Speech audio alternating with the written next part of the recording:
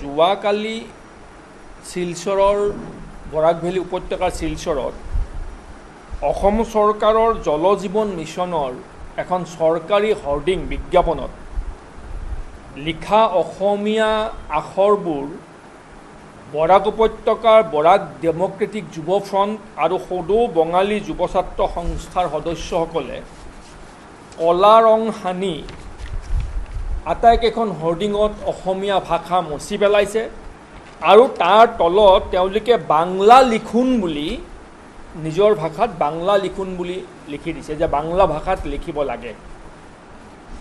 প্ৰথমে আমি এই মানসিকতাক অত্যন্ত গহীত বুলি অনুভৱ কৰোঁ, আমি তীব্ৰ গৰিহণা দিছোঁ, নিন্দা কৰিছোঁ আৰু অসমীয়া ভাষাৰ বিৰুদ্ধে কৰা এনে ষড়যন্ত্ৰৰ বিৰুদ্ধে আমি সৰ্বশক্তিৰে সেই শক্তিবোৰৰ বিৰুদ্ধে যুঁজি যাম, এই কথা আমি আনুষ্ঠানিকভাৱে দলৰ ফালৰ পৰা ঘোষণা কৰিলোঁ। অতি দুৰ্ভাগ্যজনক কথা যে অসমৰ ৰাজ্য ভাষা অসমীয়া,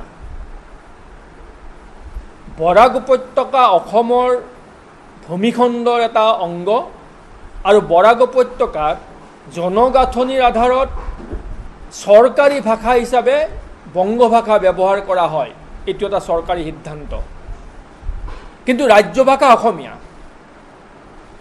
গতিকে এই সংগঠন দুয়োটাই বৰাক ডেমক্ৰেটিক যুৱ ফ্ৰণ্ট আৰু সদৌ বঙালী যুৱ ছাত্ৰ সংস্থাৰ নামৰ এই দুয়োটা সংগঠনে বাংলা লিখোন বুলি যিটো শব্দ অসমীয়া ভাষা মচি তাৰ তলত লিপিবদ্ধ কৰিছে, লিখিছে, আমি তীব্ৰ নিন্দা কৰিছোঁ, গৰিহণা দিছোঁ। আমাৰ প্ৰশ্ন, কিয় বাংলা লিখোন, কিয় বাংলা লিখিব? অসমৰ মাটিত অসমীয়া লিখিব, এইটো হ'ল প্ৰথম কথা।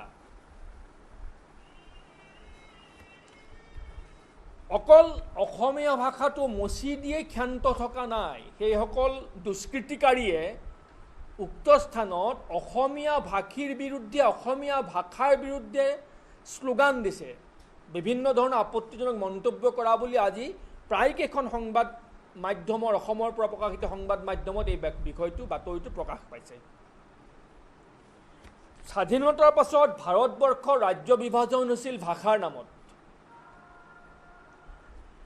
সমগ্ৰ ভাৰতবৰ্ষৰ ৰাজ্যসমূহত ভাষাৰ নামত যিহেতু ৰাজ্য বিভাজন হৈছিল, সেই ৰাজ্যসমূহত নিজৰ ৰাজ্য ভাষাই মৰ্যাদা পাব লাগিব, নিজৰ ৰাজ্য ভাষা সুৰক্ষিত হৈ থাকিব লাগিব, এইটো ভাৰত চৰকাৰৰ সাংবিধানিক ব্যৱস্থা। অসম তাৰ ব্যতিক্ৰম হ'ব নোৱাৰে। আমাৰ প্ৰশ্ন, তামিলনাডুত যদি তামিল ভাষাক অসন্মান কৰাৰ দুঃসাহস কোনেও নকৰে, মহাৰাষ্ট্ৰত যদি মাৰাঠী ভাষাক অপমান কৰাৰ দুঃসাহস কোনেও নকৰে, পশ্চিমবংগত যদি বংগ ভাষাক অপমান কৰাৰ দুঃসাহস কোনেও নকৰে, অসমত অসমীয়া ভাষাক বাৰম্বাৰ অপমান কৰাৰ দুঃসাহস কিয় কৰি আছে? যেতিয়া কাখন অসমত প্ৰযোজ্য কৰিব বিচাৰিছিল বা যেতিয়া গৃহীত কৰিছিল, তেতিয়া আমি বাৰম্বাৰ কৈছিলোঁ যে কাখনে অসমীয়া জাতি হত্যাৰ মূল বুনিয়াদত আঘাত কৰিব, অসমীয়া জাতিয়ে ভাষা, সংস্কৃতি, সাহিত্য, জাতীয় অস্তিত্ব, স্বাভিমান হেৰুৱাব লাগিব। এইবিলাক কাখনৰ প্ৰতিফলন। বিজেপি চৰকাৰে এক ধৰ্ম, এক ৰাষ্ট্ৰ, এক ভাষা কৰিবলৈ গৈ ভাৰতবৰ্ষৰ নিপীড়িত জাতি জনগোষ্ঠীৰ স্বকীয় অস্তিত্বক অপমান কৰি আছে ক্ৰমাগতভাৱে। আমি বিচাৰোঁ অসমৰ মাটিত অসমীয়া ভাষা আৰু অসমৰ খিলঞ্জীয়া জাতি জনগোষ্ঠীৰ ভাষা সুৰক্ষিত হৈ থাকিবই লাগিব। অসমীয়া ভাষা সুৰক্ষিত হৈ থাকিব লাগে বুলি কোৱাটো যদি সংকীৰ্ণতা বুলি কোনোবাই ক'ব বিচাৰে, হয় আমি সংকীৰ্ণ, তেনে সংকীৰ্ণতা আমি হাজাৰবাৰ প্ৰদৰ্শন কৰিম। অসমৰ মাটিত অসমীয়া ভাষাৰ স্বাভিমান, মৰ্যাদা কোনো কাৰণতে ক্ষতিগ্ৰস্ত হ'বলৈ দিয়া নহ'ব। বৰাক উপত্যকা অসমৰ ভূমিখণ্ডৰ ভিতৰত, অসমৰ ভৌগোলিক মানচিত্ৰৰ ভিতৰত এক অংগ জিলা, এক অঞ্চল। সেই অঞ্চলতো অসমৰ ৰাজ্য ভাষা অসমীয়াৰ যি মৰ্যাদা, সেই মৰ্যাদা বৰাক উপত্যকাটো প্ৰচলিত হ'ব লাগিব। তাত সেই মৰ্যাদাৰে বৰাক উপত্যকাটো অসমীয়া ভাষাই স্বাভিমানেৰে মূৰ দাঙি জীয়াই থাকিব লাগিব। আমি বিজেপি চৰকাৰক আজিৰ সংবাদমেলৰ জৰিয়তে মুখ্যমন্ত্ৰীক আমি আহ্বান জনাম যিসকল দুষ্কৃতিকাৰীয়ে অসমীয়া ভাষা মচি পেলাইছে, অসমীয়া ভাষাৰ বিৰুদ্ধে সৰব হৈ তাত শ্লোগান দিছে, বিভিন্ন ধৰণৰ আপত্তিজনক মন্তব্য কৰিছিল, সেই দুষ্কৃতিকাৰীসকলক তাৎক্ষণিকভাৱে গ্ৰেপ্তাৰ কৰাৰ ব্যৱস্থা গ্ৰহণ কৰিব লাগে। অসম জাতীয় পৰিষদৰ দলৰ তৰফৰ পৰা আমি ইতিমধ্যে এই দুষ্কৃতিকাৰীসকলৰ বিৰুদ্ধে আইনগত ব্যৱস্থা গ্ৰহণ কৰিবলৈ সিদ্ধান্ত গ্ৰহণ কৰিছোঁ আৰু আমি গুৱাহাটী থানাত, আৰক্ষী থানাত আমি মোকদ্দমা ৰুজু কৰিবলৈ সিদ্ধান্ত গ্ৰহণ কৰিছোঁ। আজি আমি সেই সম্পৰ্কত মোকদ্দমা ৰুজু কৰিম।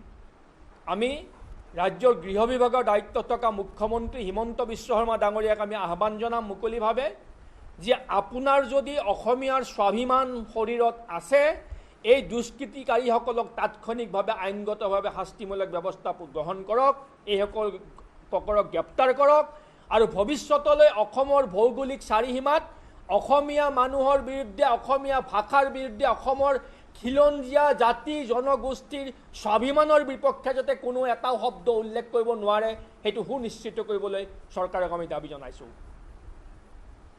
ভাৰতবৰ্ষৰ প্ৰতিখন ৰাজ্যৰ জনসাধাৰণৰ ভাৰতবৰ্ষৰ সকলোতে বিচৰণ কৰাৰ, সকলোতে মৰ্যাদা সহকাৰে বসবাস কৰাৰ অধিকাৰ আছে, তাত কোনো সন্দেহ নাই।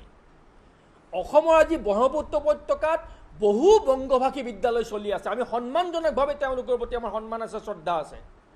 প্ৰতিটো ভাষাৰ প্ৰতি আমাৰ শ্ৰদ্ধা আছে, প্ৰতিটো জাতিৰ প্ৰতি আমাৰ শ্ৰদ্ধা আছে। ভাৰতবৰ্ষৰ সাংবিধানিক বিধি ব্যৱস্থা মতে ভাৰতবৰ্ষৰ ভূমিখণ্ডত প্ৰতিখন যে ৰাজ্যৰ জনসাধাৰণৰ সকলোতে মৰ্যাদা সহকাৰে বসবাস কৰাৰ অধিকাৰ আছে। তাৰমানে এইটো নহয় যে আমাৰ ঘৰখনলৈ আহি আমাৰ ঘৰখনৰ স্বকীয় সত্তাৰ মৰ্যাদাৰ স্বাভিমানক কোনোবাই পদাঘাত কৰিব, সেইটো সহ্য কৰিব পৰা বিষয় নহয়। অসমৰ মানুহ ভাৰতবৰ্ষৰ বিভিন্ন প্ৰান্তত আছে, সন্মান সহকাৰে আছে, যিদৰে অসমত বিভিন্ন প্ৰান্তৰ মানুহ সন্মান সহকাৰে বসবাস কৰি আছে, তাত কাৰো আপত্তি নাই। কিন্তু অসমৰ কোনো মানুহে ভাৰতবৰ্ষৰ অন্যান্য ৰাজ্যৰ সেইখন ৰাজ্যৰ স্বাভিমানক আঘাত কৰাৰ বাবে কেতিয়াও দুঃসাহস কৰা নাই। অসমৰ জনসাধাৰণে ভাৰতবৰ্ষৰ কোনো ৰাজ্যলৈ গৈ সেইখন ৰাজ্যৰ ৰাইজক পদাঘাত কৰি তাৰ ৰাজনৈতিক অধিকাৰ হস্তগত কৰা ষড়যন্ত্ৰত কেতিয়াও লিপ্ত হোৱা নাই। অসমৰ জনসাধাৰণে ভাৰতবৰ্ষৰ কোনো ৰাজ্যত গৈ সেইখন ৰাজ্যৰ ভাষা সংস্কৃতি বিনষ্ট কৰা ষড়যন্ত্ৰত লিপ্ত হোৱা নাই। যদি অসমৰ ৰাইজে ভাৰতৰ অন্যান্য ৰাজ্যত গৈ সেই কাম কৰা নাই, অসমত বাৰে বাৰে অসমীয়া জাতিসত্তাক অপমান কৰে অধিকাৰ তেওঁলোকক কোনে প্ৰদান কৰি আছে?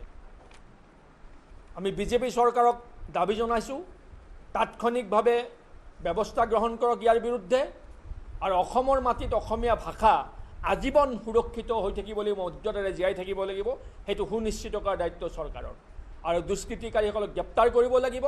অসমৰ চাৰিসীমাত, ভৌগোলিক চাৰিসীমাত অসমীয়া ভাষা মৰ্যাদা সহকাৰে সদায় জীয়াই থাকিব, আৰু তাৰ বাবে অসমৰ জনসাধাৰণে যি পৰ্যায়লৈ যাব লাগে সেই পৰ্যায়লৈ যাবলৈ অসমীয়া জনসাধাৰণ সাজু থাকিব, আৰু তাতে নেতৃত্ব প্ৰদান কৰিবলৈ আমি প্ৰতিটো মুহূৰ্তত সাজু আছোঁ। আমাৰ দল গ্ৰেপ্তাৰ কৰক তেওঁলোক। নাই, কথাটো এনেকুৱা, আমি ইয়াত হিন্দু মুছলমানৰ বিষয়টো উত্থাপনে কৰা নাই। আমি কৈছোঁ যে অসমীয়া স্বাৰ্থ বিৰোধী, অসমীয়া ভাষাৰ বিৰুদ্ধে ষড়যন্ত্ৰকাৰীসকল হিন্দু নে মুছলমান সেইটো আমাৰ বিচাৰ্য বিষয় নহয়। দুষ্কৃতিকাৰীৰ কোনো ভাষা আৰু ধৰ্ম নাথাকে। দুষ্কৃতিকাৰী তেওঁলোকক দুষ্কৃতিকাৰী হিচাপে ট্ৰিট কৰক, সেইধৰণে তেওঁলোকৰ বিৰুদ্ধে ব্যৱস্থা গ্ৰহণ কৰক, তেওঁলোক হিন্দুৱেই হওক বা মুছলমানেই হওক। আৰু এটা কথা, ভাষা বৰ সংবেদনশীল বিষয়, আৰু ভাষা অস্তিত্বৰ লগত জড়িত থকা বিষয়। একে ধৰ্ম হোৱা স্বত্তেও পূব পাকিস্তান মানে বাংলাদেশ বিভাজন হৈছিল কেৱল ভাষাৰ বাবে, ধৰ্মৰ বাবে নাছিল। ধৰ্ম কিন্তু একেই আছিল, কেৱল ভাষাৰ বাবে পূব পাকিস্তান বাংলাদেশ বিভাজন হৈছিল। ভাষা সংবেদনশীল, ভাষাক অসন্মান অপমান কৰিব নাপায়। অসমৰ মাটিত অসমীয়া ভাষা আৰু অসমৰ প্ৰতিটো জাতি জনগোষ্ঠীৰ খিলঞ্জীয়া ভাষাসমূহে মৰ্যাদা আৰু স্বকীয় সত্তাৰে জীয়াই থাকিবই লাগিব। তাৰ বাবে আমাৰ দলৰ ফালৰ পৰা যি কৰিব লাগে আমি তাকেই কৰিবলৈ সাজু আছোঁ। আকৌ দোহাৰিছোঁ যে অসমীয়া ভাষাক সুৰক্ষাৰ বাবে মাত মতাটো যদি কোনোবা সংকীৰ্ণতা বুলি কয়, অপৰাধ বুলি কয়, অসম জাতীয় পৰিষদে তেনে সংকীৰ্ণতা হাজাৰবাৰ দেখুৱাব, তেনে অপৰাধ হাজাৰবাৰ কৰিব।